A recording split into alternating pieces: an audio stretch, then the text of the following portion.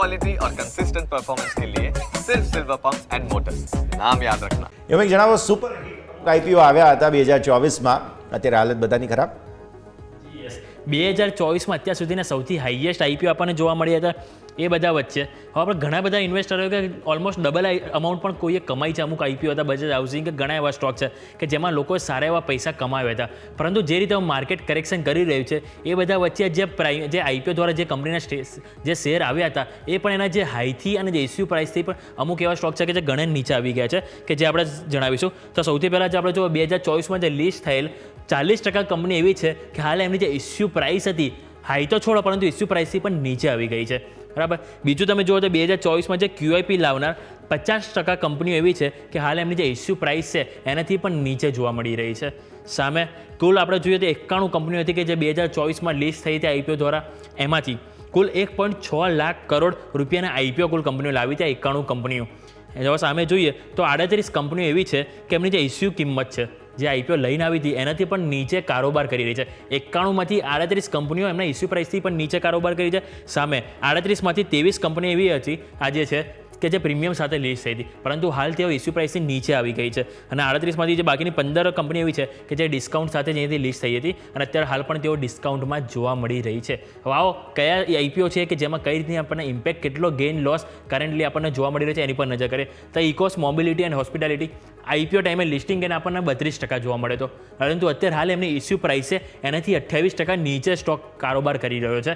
Next Saraswati સારી report કે એમાં જોઈશું તો 31% જ્યારે આઈપીઓ લિસ્ટિંગ ટાઈમે ગેઇન મળ્યું તો અત્યારે તમે નજર કરશો તો 25% નીચે કારોબાર કરી છે ઇસ્યુ પ્રાઇસથી પણ, એટલે કે હાઈથી તો એનાથી પણ નીચે કારોબાર કરી છે.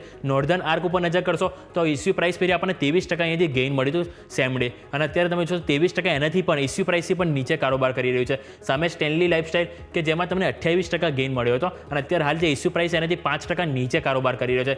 એકેએમઈ ફિનટ્રેડ ઇન્ડિયા મોબિલિટી જોઈશું એમાં પણ 9% ઓલમોસ્ટ 9 થી 10% આપણને અહીંયાથી ગેઇન મળ્યું હતું આઈપીઓ ફેરી, પરંતુ અત્યારે આપણે 29% ડાઉનસાઇડ કારોબાર કરી રહ્યો છે. ટોનલીસ ટાયર જે આપણે એસએમઈ આઈપીઓ હતો કે એમાં તમે જોશો તો ઓલમોસ્ટ 5.44% સારો ગેઇન હતો, અત્યારે 23.19% નીચે કામ કર્યું છે. ક્રોસ એમાં પણ તમે જોશો અત્યારે 21.50 અત્યારે હાઈથી એના નીચે કારોબાર કરી છે. સામે બાજાજ સ્ટાઇલ રિટેલ કે આમાં તમે ઓપનિંગ ફેરી તમને 2.74% ઓલમોસ્ટ ફ્લેટ આજુબાજુ આપણને એમાં ઇસ્યુ થતું જોવા મળ્યું હતું, પરંતુ અત્યારે ઓલમોસ્ટ 18% સ્ટોક નીચે આવી ગયો છે ઇસ્યુ પ્રાઇસથી. સામે શ્રી તિરુપતિ બાલાજી એગ્રો જોશો તો એમાં પણ આપણને 16 થી 17% ડાઉનસાઇડ જોવા મળી છે. એકમ્સ ડ્રગ એન્ડ ફાર્મા એમાં પણ 14% આપણને અહીંથી ડાઉનસાઇડ જોવા મળી રહી છે. આ વાતથી આપણે હવે અમુક બીજા લઈને આવીશું કે બીજા કયા આઈપીઓ છે કે જે આપણને અહીંથી ઇમ્પેક્ટ જોવા મળી છે. તો આપણે નેક્સ્ટ સ્લાઇડ જોઈશું કે જેમાં આપણને કઈ રીતે ઇમ્પેક્ટ અહીંયા જોવા મળી છે. તો તમે નજર કરશો તો અહીંયા જે આઈપીઓ લિસ્ટિંગ જે છે જે બિલો ઇસ્યુ પ્રાઇસ એટલે કે પ્રાઇસ કરતાં નીચે ગઈ હતી અને જો ફોલ બીજું વધારે ફર્ધર અહીંયા ફોલ થયો છે. હવે price popular vehicle and service ઉપર નજર કરીશું જે 6.36% ડાઉનસાઇડ ડિસ્કાઉન્ટમાંથી લિસ્ટ થયો હતો, પરંતુ અત્યારે તમે જોશો તો ઓલમોસ્ટ 50% એટલે કે જે ઇસ્યુ પ્રાઇસ હતું એનાથી 50% અડધો શેર થઈ ગયો છે. વેસ્ટર્ન કેરિયર જોશો તો એમાં તમને 7% આજુબાજુ અહીંયાથી ડિસ્કાઉન્ટમાં ઓપન થયો, પરંતુ અત્યારે તમને 37% ડાઉનસાઇડ અહીંયાથી કારોબાર કર્યો છે. કેપિટલ સ્મોલ ફાઇનાન્સ બેંક કે જેમાં 7% અહીંયાથી ડિસ્કાઉન્ટમાં ઓપન થયો, પરંતુ અત્યારે તમને 36% તમને અહીંયાથી ડાઉનસાઇડ જોવા મળી રહ્યું છે. એસીએમઈ સોલાર કે જેમાં તમને 12% અહીંયાથી માઇનસમાં ઓપન થયો, પરંતુ અત્યારે એમાં પણ 27 થી 28% ફર્ધર ડાઉનસાઇડ જોવા મળ્યું છે. કેરારો ઇન્ડિયામાં જોશો તો કેરારો ઇન્ડિયા પણ 9%થી વધારીને એનું 25% અહીંયાથી ડાઉનસાઇડ જોવા મળ્યું છે. સુરક્ષા ડાયગ્નોસ્ટિક કે જેમાં તમારે 5% અહીંયાથી માઇનસ ડિસ્કાઉન્ટમાં લિસ્ટિંગ ગેઇન હતો, લિસ્ટિંગ લોસ કે જે તમારીથી વધારે 25% સુધીની લોસ તમારીથી ફર્ધર અપસાઇડ ડાઉનસાઇડ જોવા મળ્યું છે. ગોદાવરી બાયો રિફાઇનરીઝ કે જેમાં તમને 60% ડિસ્કાઉન્ટમાં ઓપન થયો હતો, અત્યારે 21.56% અહીંયાથી ઇસ્યુ પ્રાઇસથી નીચે કારોબાર કર્યું છે.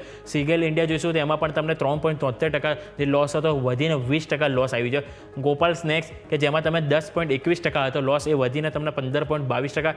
આરકે સ્વામી કે જેમાં 8.59થી વધીને 13.85. લાસ્ટ હુન્ડાઈ મોટર્સ કે જે અત્યાર સુધી દેશનો સૌથી મોટો આઈપીઓ લઈને આવી હતી જે 7% ડિસ્કાઉન્ટ ઉપર ઓપન થયો હતો, ફરીથી એક વખત સારો એવો ગેઇન તરફ પણ ગયો હતો સ્ટોક અને ફરીથી ઉપરના સ્તરથી ડાઉનસાઇડ આવી અને ઇસ્યુ પ્રાઇસથી આપણને ઓલમોસ્ટ 13% સુધીને અત્યારે ડાઉનસાઇડમાં કારોબાર કરતો જોવા મળી રહ્યો છે. એટલે અત્યારે આપણે એ પણ જોયું કે કયા સ્ટોક સારું એવું પ્રીમિયમમાં વધ્યા હતા કે 25, 30 થી 40% સુધી પ્રીમિયમમાં હતા, પરંતુ અત્યારે તે ઇસ્યુ પ્રાઇસથી નીચે આવી ગયા છે. અને બીજી સ્લાઇડ આપણે જોઈ કે જેમાં ઓલરેડી કંપની ડિસ્કાઉન્ટમાં જ ઓપન થયા હતા, ડિસ્કાઉન્ટ થયા પછી એવું થતું કે આ સ્ટોક ઉપર નહોતા ગયા. હા, ઓપન ડિસ્કાઉન્ટમાં થયા પછી સારી આપણે રિકવરી પણ જોવા મળી હતી, પરંતુ ઉપલા સ્તરથી ફરીથી ડાઉન આવી ગયા છે અને અત્યારે હાલ ઇસ્યુ પ્રાઇસથી ઓલમોસ્ટ જોઈએ તો 20 થી 25% સુધીના સ્ટોક અહીંયાથી ક્રેશ થઈ ચૂક્યા છે. યસ.